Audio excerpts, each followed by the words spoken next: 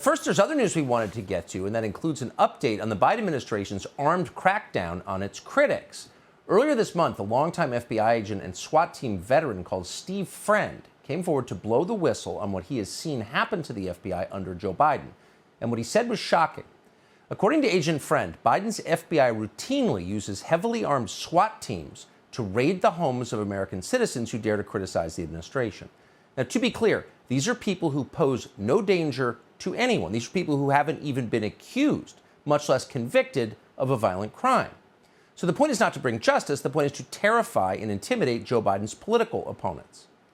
Hard to believe that's happening, but it is. Last year, to name just one example, the FBI's Counterterrorism Division raided the home of a 69-year-old Red Cross volunteer called Joseph Bolanos. An anonymous snitch had claimed that Bolanos was at the Capitol on January 6th. Not that he did anything violent, but that he was there. And turns out that wasn't even true. It was a lie. But the feds moved forward and destroyed Bolanos' life anyway. They showed up with guns, they stole his electronic devices, and they refused to return them. The whole experience was so traumatic that Joseph Bolanos suffered 2 strokes. Well, on September 19th, the FBI suspended Agent Steve Friend for daring to reveal what was happening, these abuses. Now, it's illegal under federal law to punish whistleblowers, but the FBI did it anyway. And then, 4 days later, with Friend out of the way, on the morning of September 23rd, a team of nearly 30 FBI agents, bristling with automatic weapons, raided the home of yet another harmless man with no criminal record. That man's name was Mark Houck.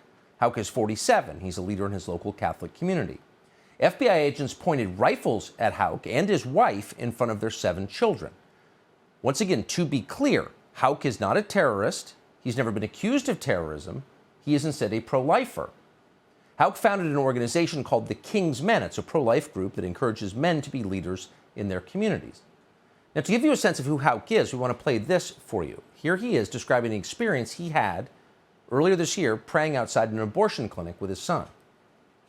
A woman came out who had an abortion, and we offered her some post-abortion healing. And, well, we just said, we'll pray for you. And as we were praying, the sorrowful mysteries, I brought my son over. I said, come on, let's kneel down. We're going to do this, and we're going to leave. She got into it. She started attacking us personally while we were praying the sorrowful mysteries. I said, son, this is what the Lord's talking about when he said, if they hated me, they're going to hate you. They persecuted me, they're going to persecute. I whispered this to him as she was spewing all this vulgarity onto him and me. And, I just told him, this is what it's going to take. This is what we have to do. This is part of the journey.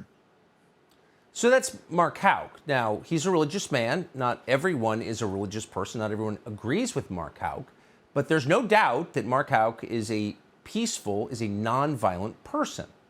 In October of last year, Houck was standing outside another abortion clinic in Pennsylvania. He was joined again by his 12-year-old son.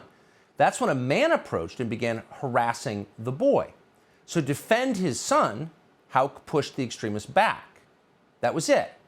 Local police looked into it. The district attorney's office looked into it. Nobody pressed charges against Mark Houck because it's not assault to protect your son from an extremist who's attacking him. But the Biden Justice Department decided to revise this view, and they charged Mark Houck with a federal crime, a felony, obstructing abortion access. There was no evidence that he had obstructed abortion access, but that's what they charged him with. Now, Houck learned about 3 months ago that the DOJ planned to charge him, and he offered to turn himself in voluntarily. That's what a civilized country allows.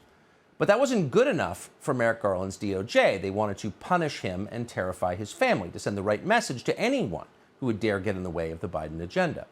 So the DOJ sent a team of federal agents with rifles to Houck's home. He now faces 11 years in prison for protecting his son. Now, again, it's hard to believe that any of that actually happened, but it actually did. Subscribe to the Fox News YouTube channel to catch our nightly opens, stories that are changing the world and changing your life. From Tucker Carlson Tonight.